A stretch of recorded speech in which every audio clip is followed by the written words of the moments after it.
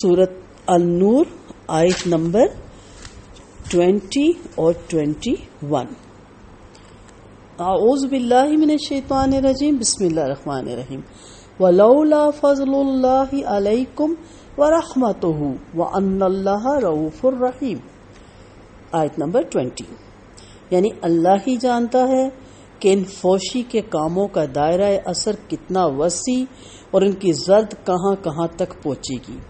किस तरह चंद लोगों की फहाशी से, ये फहाशी की अफवाहें फैलाने से पूरी कौम का इखलाक तबाह और बर्बाद हो जाता है। बदकार लोगों को बदकारी के नए मराकज़ कैसे मुहैया होते हैं।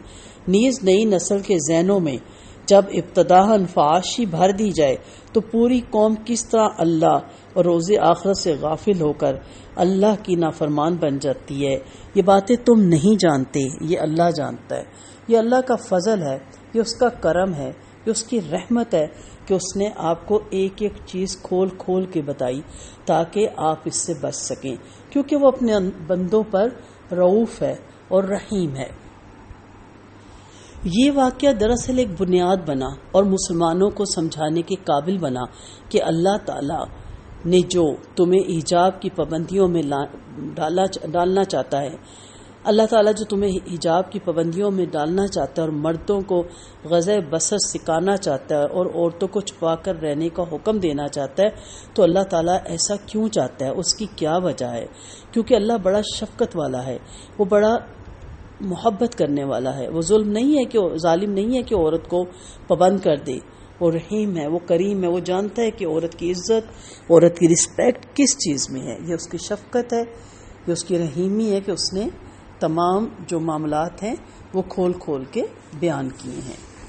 या अय्युहल्लज़ीना आमनू ला तत्तबिउ खुतुवातिश शैतान वमन यत्तबि खुतुवातिश शैतानी फइन्नहु यामुरु बिल फहशाइ वल मुनकर वलौला फज़लुल्लाहि अलैकुम व रहमतुहु मा ज़का मिनकुम मिन अहदिन अबदा वलाकिन्नल्लाहा युज़क्की मन यशाउ वल्लाहु समीउन अलीम।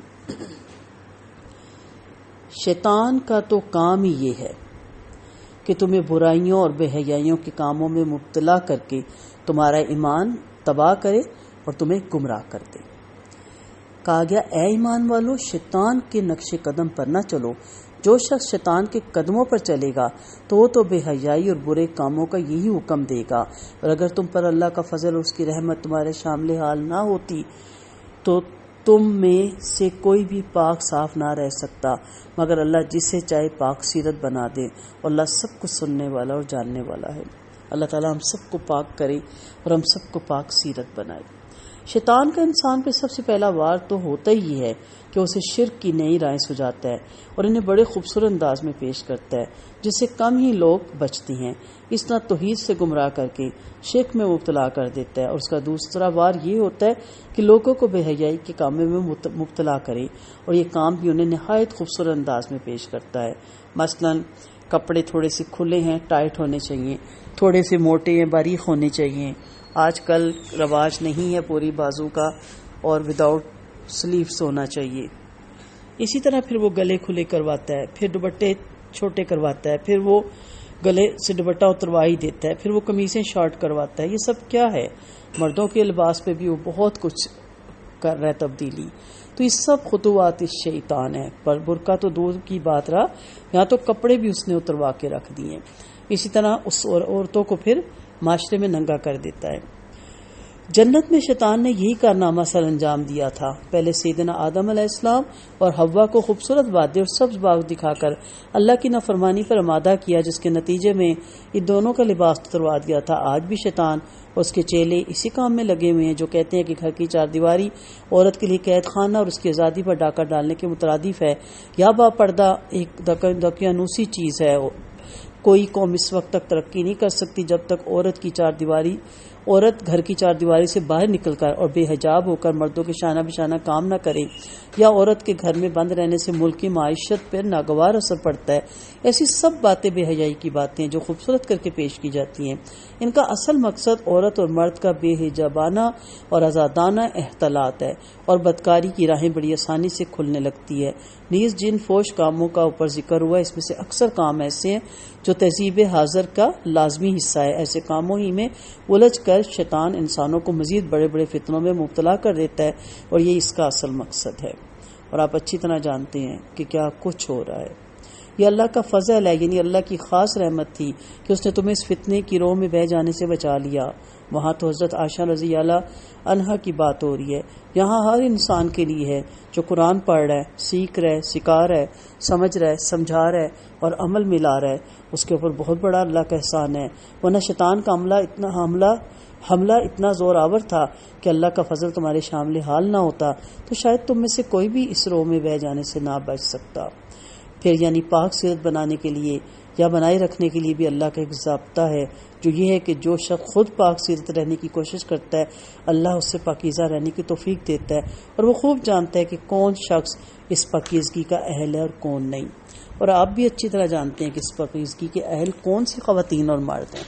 عورت کی پہلے غلطی ہوتی ہے اور بعد میں جب اس کی عزت بدنام ہوتی ہے تو پھر وہ مظلوم ہوتی ہے۔ پہلے وہ کیوں غلطی کرتی ہے، کیوں غیر لوگوں کے ساتھ تعلقات بناتی ہے، کیوں ایسے لباس پہنتی ہے، پھر جب کہا جائے کہ عورت خطا کار ہے تو کہتے ہیں آپ عورتوں کے پیچھے پڑ جاتے ہیں۔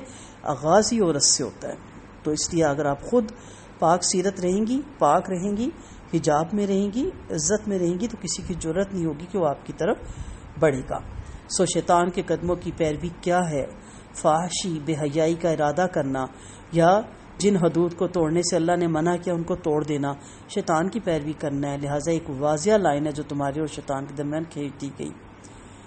تو آدم علیہ السلام کا سب سے پہلا کام جو شیطان نے کروایا وہ حیا کے اوپر ضرب لگائی، بے لباس کر دیا نا، اس کے بعد ان کا لباس اتروا دیا۔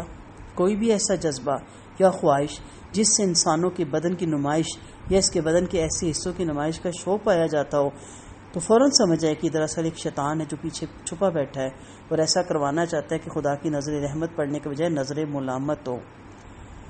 اور کیا کام کرواتا ہے؟ بالفحشاء والمنکر، یامر، وہ حکم دیتا ہے فحاشی اور بے حیائی کے ساتھ ساتھ منکر، یعنی ہر وہ کام جسے شرع کے ساتھ ساتھ عقلاً بھی برا سمجھے۔ یعنی ایک برا کام جسے عقل کہتی ہے نہ کرو وہ دل کہتا ہے کہ کرو۔ اور دوسرا یہ کہتا ہے کہ دوسرے بھی تو کرتے ہیں، تمہارے کرنے سے کون سی قیامت ٹوٹ پڑے گی۔ یہ منکر میں آتا ہے جس کا حکم شیطان فوج کے ساتھ دیتا ہے۔ چونکہ انسان کا اپنے آپ کو ننگا کرنا ایک مشکل ترین کام ہوتا ہے، لیکن جو انسان اس کو کر لیتا ہے تو پھر اس کے لیے دوسری برائیاں کرنا بہت آسان ہو جاتی ہے۔ اس لیے فوج کے ساتھ ہی عام منکر کو بھی شامل کر لیا گیا۔ ما زکا، جس طرح انسان کے شیطان اس کے راستے میں بیٹھے ہوتے تو یہ تو صرف اللہ کا فضل و کرم ہے کہ اب تک پاک ہو۔ اگر اللہ کا فضل تم پر نہ ہوتا تو تمہاری عقلیں مغلوب ہو جاتی اور خواہش نفس غالب آ جاتی۔ اللہ کا فضل کیا ہے؟ اللہ کی دی ہوئی کتاب اور اس کی دی ہوئی ہدایت۔ اللہ تعالی ہم سب کو اس ہدایت کا حقدار ٹھہرائے اور اللہ تعالی ہم سب کو پاک اور صاف رکھے۔ اللہ تعالی ہمیں شیطان کے شر سے محفوظ رکھے۔ وآخر دعوانا ان الحمد للہ رب العالمین۔